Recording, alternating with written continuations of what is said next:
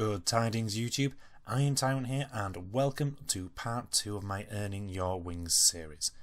In this series we're going to have a look at some tips to help out new players out there from me myself who is a new player. Just tips I'm learning along the way to hopefully give you that extra boost to trying to beat that learning curve of Star Citizen. If you want to take a look at the first part of this series, there's a link in the description and I'll also put a link at the end of this video as well. So without any further delay, let's get on with this week's tips on there. So the first tip I have for you this week is to change targets to the threat. Hell, I know this one sounds obvious, but we all know how easy it is to get tunnel vision of a target you're hunting down. But if you start taking damage from another enemy, personally I think it's time to change targets to one that's actually causing you harm. This way it's going to increase how long you can survive for in matches, and by doing so you get more points and also more practice.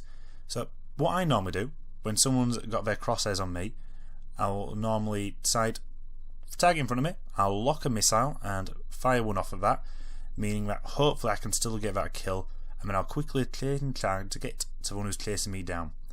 By doing this, it just, like I said previously, it just helps you stay alive that little bit longer.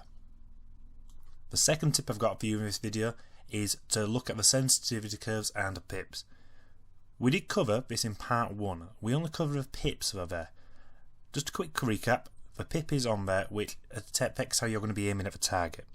There's two types of pip. There's a lag pip, which shows where your shots will be landing, and the lead pip, which shows where you have to be aiming ahead of a target to land shots.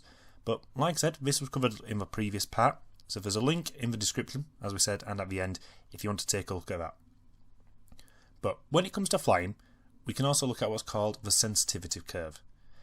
STI or the Youngblood has a fantastic video on this which I really recommend having a look at, and I will leave a link in the description for this. But in a nutshell, the curve affects how your ship is going to react as a result of the input that you're putting on. This is whether by HOTAS, mouse and keyboard setup, or gamepad, or whatever weird configuration you're using there. But this is going to make things much more personalised to you. I'll admit it does have more effect when using a HOTAS setup, but it does affect the mouse and keyboard as well.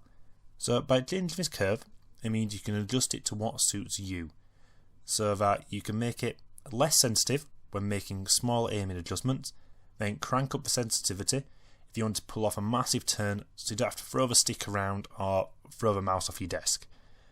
Personally, on this one, it's just going to be a case of what works for you, but I find it's going to be different to everyone, but I like to play with the sensitivity a little bit lower, just so I can line up the targets better. The third tip in this video is to play online matches so you can earn rec and start taking advantage of it. This means that we can try different loadouts and get a feel for different weapons and find what works for us. Currently, my go-to is something with a high rate of fire, as it gives me room for error. This means if you miss, it allows you to throw a whole bunch of projectiles in the enemy's direction. Also, most ships can normally fit a bigger shield generator, and that means that which comes as standard, you can improve your longevity as well further in game. This does make a really good bonus on there, because it means you can get more points, which means more REC, and it gives you more ability to try different ships and different loadouts on there. So my next tip I've got for you is fly when damaged. Flying when damaged is one of the key things you can do to help improve your skills in the game currently. This is in my opinion, as I do see a lot of people bail out when their ship starts to take damage in order to come back in an undamaged ship.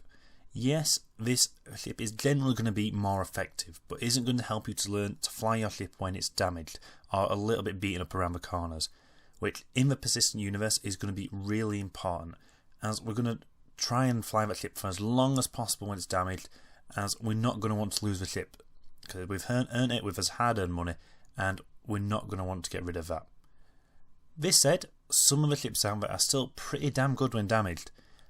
My favourite, the Hornet for example, can take an absolute pounding and still come out on top. The Hornet does have the advantage of having a shit ton of weapons, meaning that if you do lose some, it's not the end of the world. You can still turn around and still manage to bring another 5 on the target, so you can throw a lot of hurt their way. In a way, it reminds me of the Black Knight from Monty Python's Holy Grail. you can take the Hornet's weapons. Tis but a scratch because it's got another few it can still throw at you. So the main thing from this to take at this point is fly the ship when it's damaged. You're going to learn how the ship handles in certain status of damage. So it's going to be tricky at first, but the more you do it, the better you're going to get it. It's one of the old things, the more the practice, the better you're going to get at that. Practice makes perfect at the end of the day. And my final tip in this video is to keep up to date. This is more like housekeeping, but by this I mean it's a case of reading the patch notes and keep an eye on the website as things are always changing with this game still going through development. This could be a change to a weapon stat, that means your once favourite choice has been nerfed, or some changes to flight controls or flight mechanics. So you get the idea. So as long as you stay up to date on here, you're never going to have any of them nasty surprises which are going to have a major effect on your ability to pilot effectively.